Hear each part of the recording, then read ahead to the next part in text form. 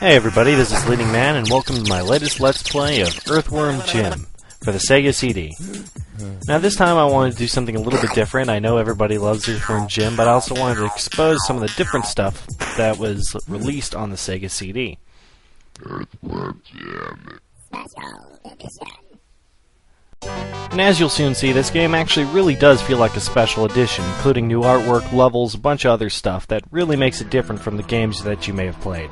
This includes some cosmetic changes. For example, if you played the Super Nintendo version, the background looks like crap right now. The scrolling, awesome, lens-flared background was only used on the Super Nintendo version.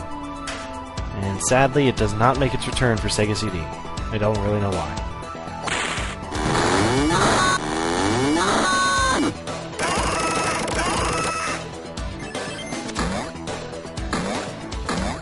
Here's another little change you may notice. This bridge over here normally has two platforms. Instead it has one here in the Sega CD version to make things a little more difficult.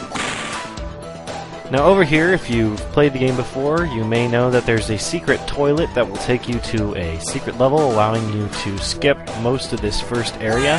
However, we're not going to use that because I want to show you the whole level.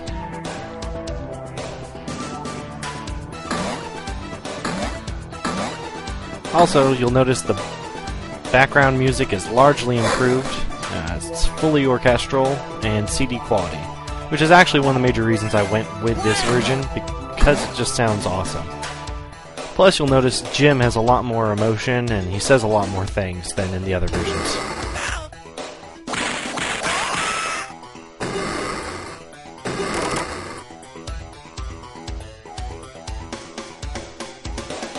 Over here you'll see there's a little bit of hanging chain to let you know that there's a secret part up here. And as you can see, you can climb it. It's just a little out of the way. Now they tend to use this kind of thing a lot in Earthworm Jim, where they'll hide the secret right in front of you. Mostly just to play with the player. If that's not meta enough for you.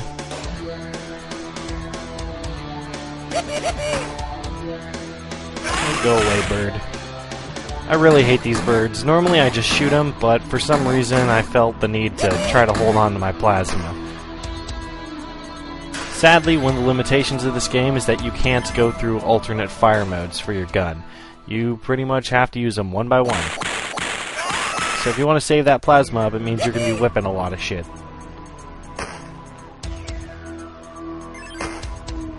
I love the fish. Like, I'm not sure if they're surprised or sad, but I love them.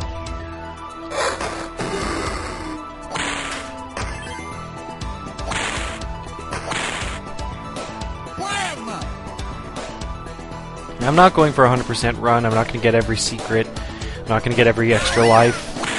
I'm just going to get a lot of the stuff that's in the way and easy to get.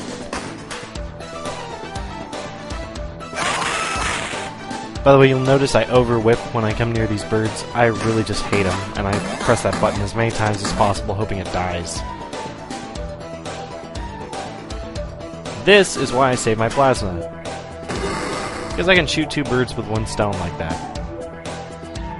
Then you can just kill dogs and all sorts of difficult stuff with one hit.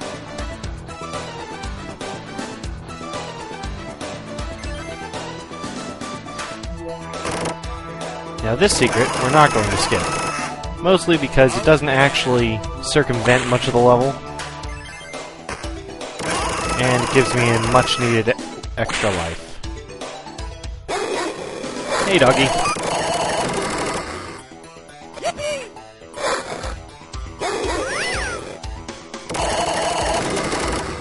Another interesting thing about Earthworm Jim is just how much animation Shiny actually put into the character.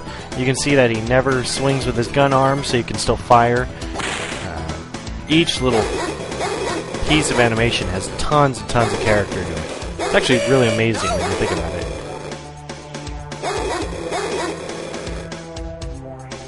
Alright, time to fight Trash Can Man. There you are. I have no idea how that thing hit me, by the way. I hit that well above me. But whatever.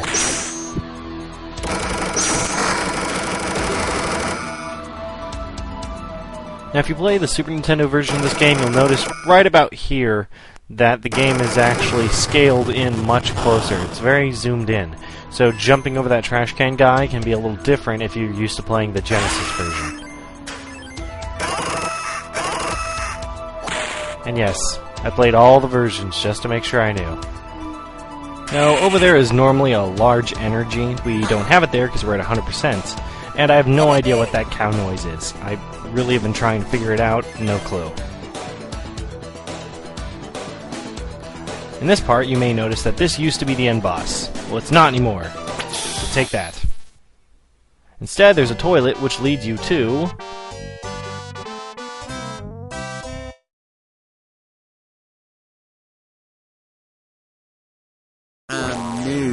a whole new level. So this part is entirely new for those of you who have not played the Sega CD version. There's generally one new area per level and a whole new level right after What the Heck.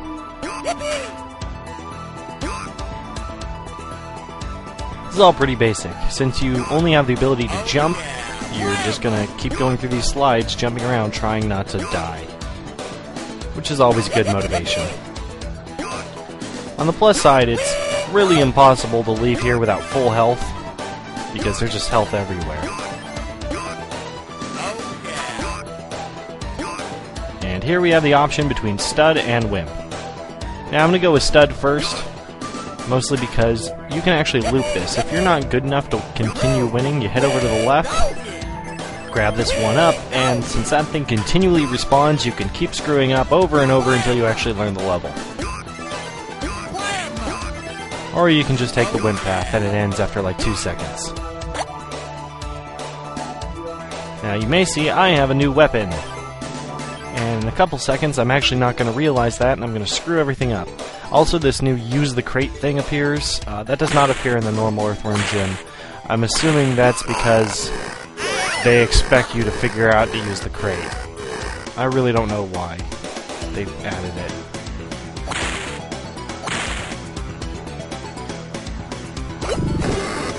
Okay, so that right there is where I don't realize that homing missiles go straight to him no matter what. You can't actually shoot off the instruments while on homing missiles.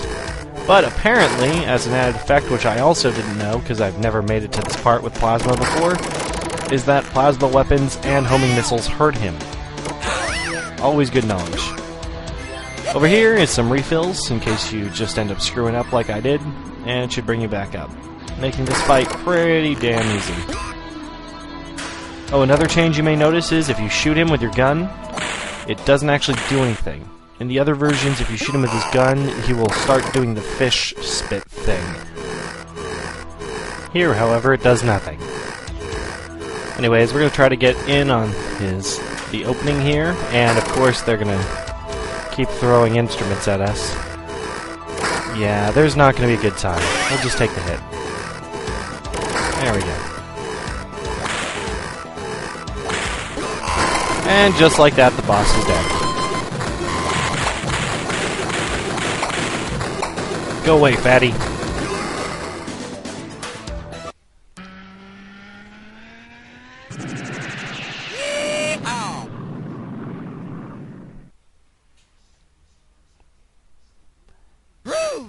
And that's New Junk City. So we're going to head on through to Anti-Asteroids, and we'll show you the race real quick. Then that'll be the end. Awesome.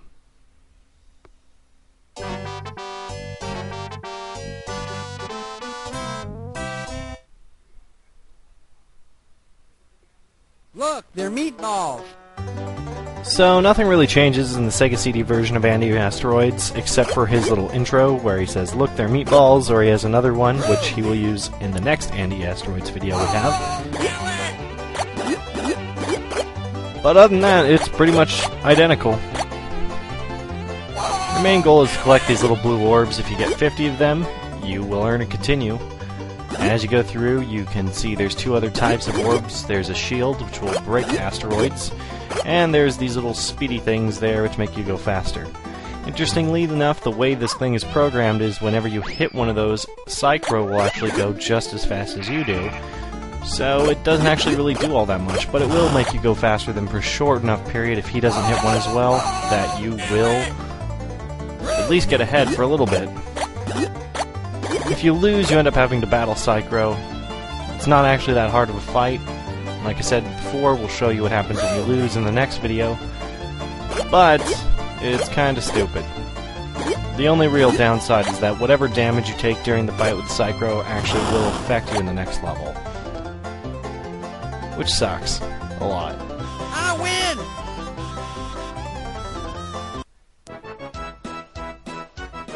On the plus side, you do get to see Jim using himself as a lasso. Hey!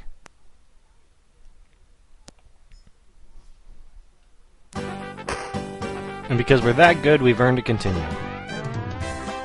Which we won't need because the Sega CD version has a password system. Groovy! Just like that. So that's it.